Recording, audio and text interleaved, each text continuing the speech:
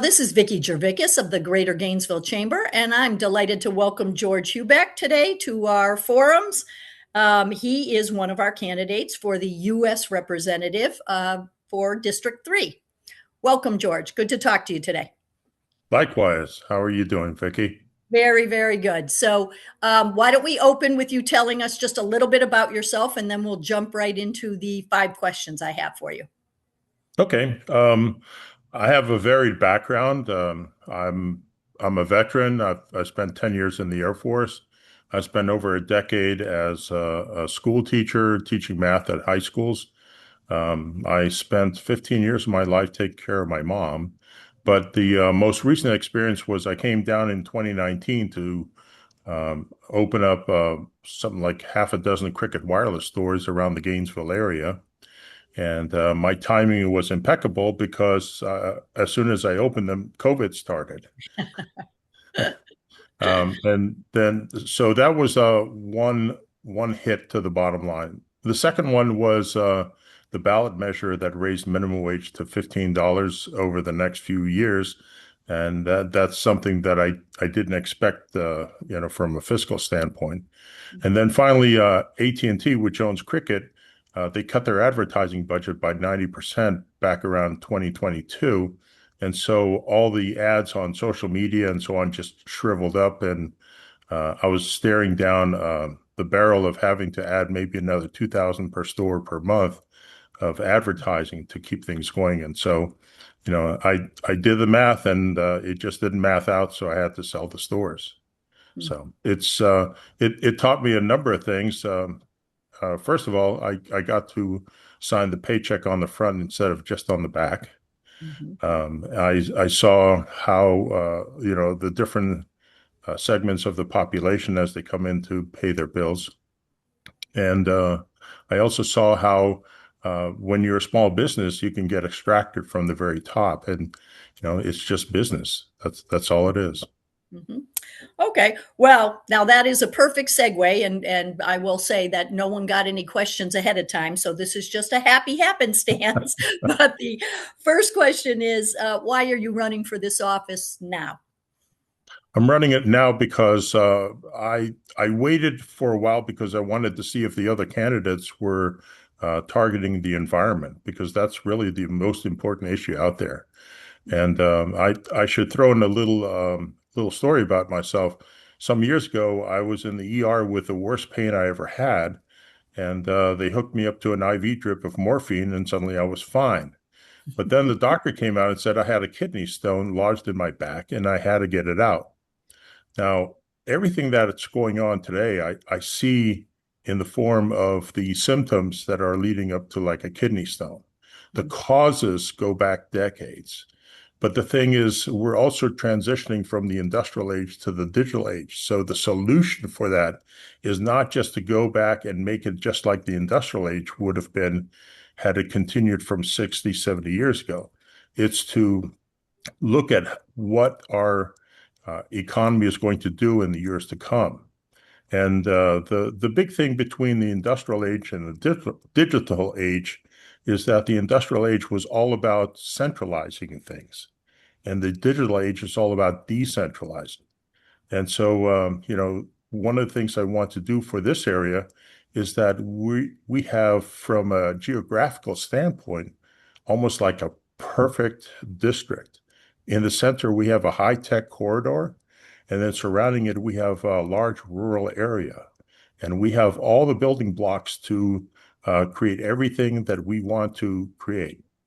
So by decentralizing, what I'm looking to be is a catalyst congressman, connect the different things, whether it's urban or rural, whether it's high tech or farming, and make it work together. So it's not just connecting grants to this area, but also for the first time in a very, very long time to bring back earmarks or community project funding, which can also help, especially communities, cities, counties, school districts, and other institutions um, kind of uh, use some of their other monies for the actual business that they need to be doing.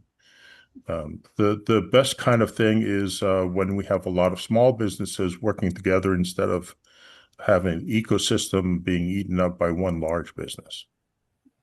Very good. That leads into our next question, which is what national issue is most pressing to you, and what do you think the impact is on our community? Uh, it's kind of the same thing. One of the most impactful books I ever read in my childhood was The Ugly American, and it was published in 1958, which was the year I was born, and I read it in 1970 at the height of the Vietnam War. And quick synopsis of the book, it was talking about all the things that we were doing wrong with our dealings with people from other places, how we were not taking their conditions into account, not their perspectives. And so over the years, we keep blundering into things on an international aspect, like the Vietnam War, but then also like Afghanistan and Iraq, and now today with Iran. And so those kind of things have huge ramifications. Our gas prices have soared.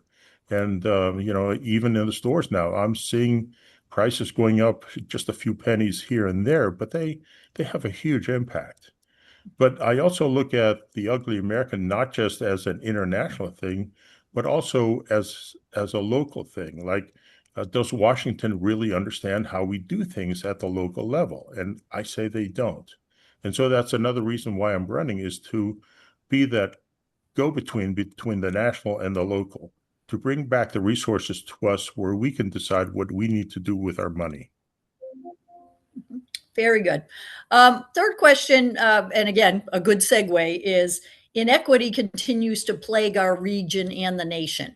What factors are the most significant contributors, and how do you think Congress can affect change? Again, I have to go back to the economy. What I remember as a child, you could have a minimum wage and be able to make a living, and you can't do that anymore. If you're on minimum wage, you need at least two different jobs, and you need to scrimp and save on everything you can. Now, one thing that the pundits get wrong at the national level is that they keep talking about a K-shaped economy. And I have to push back. We don't have a K-shaped economy.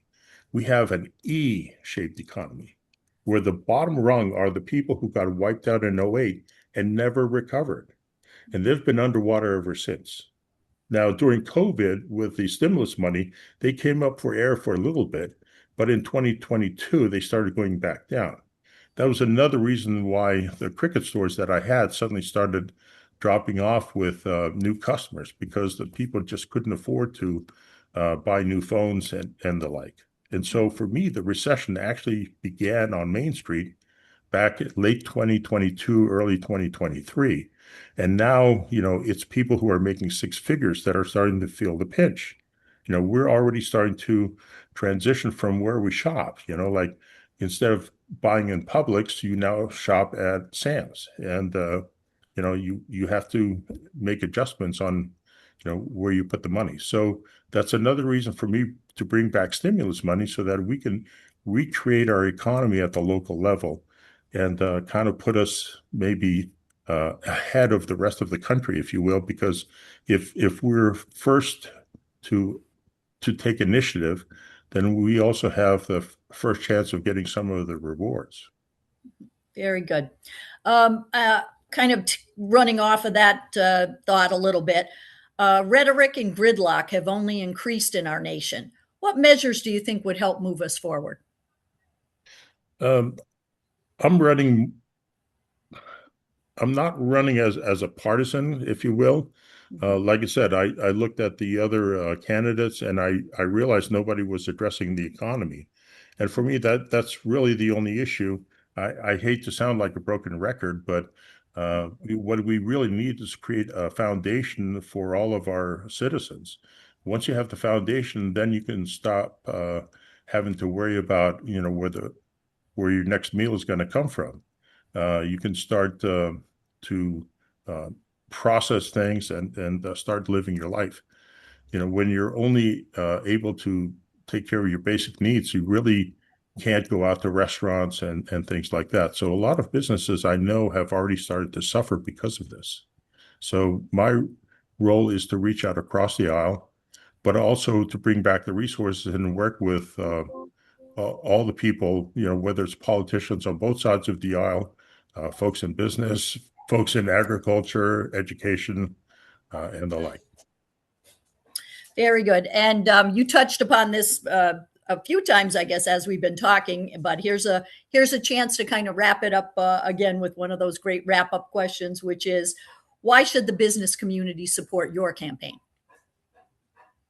I think I'm the only one who actually has business experience. Um, like I've been both an employee, but I've also been the employer.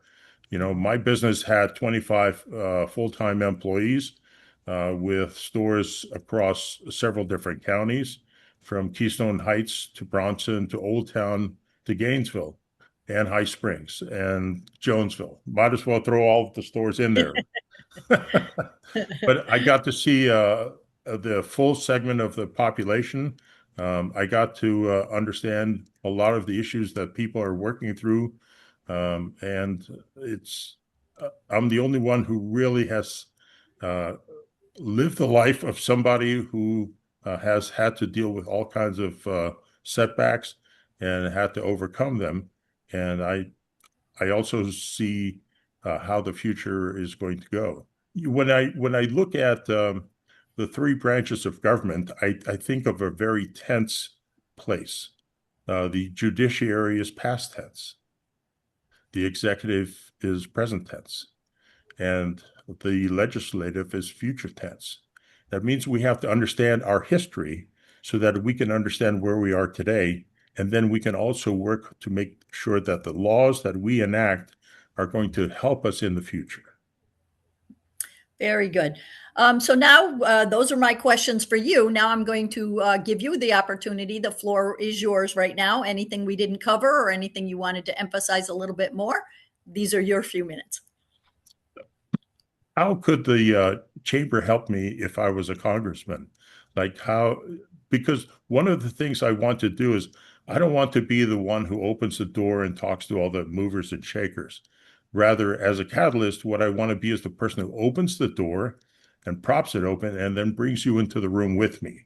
Because the people who, you are the one who can best advocate for yourself. My role is to open the doors and have your back. So how can I do that? Very good. That sounds wonderful. What I will do to just emphasize that and close us out today is remember that as a community, we are electing our representatives to speak for us and to work on our behalf. And the best way to do that, of course, is to get out and vote. Our primary is Tuesday, August 18th, and we at the Chamber encourage everyone to make your voice heard. However you like to do it, make sure you vote. Thanks so much, George. It was great spending some time with you today. Absolutely, Vicki. Great to chat with you. Good luck out on the campaign trail. We'll see you over the next few weeks. All right. Thank you so much.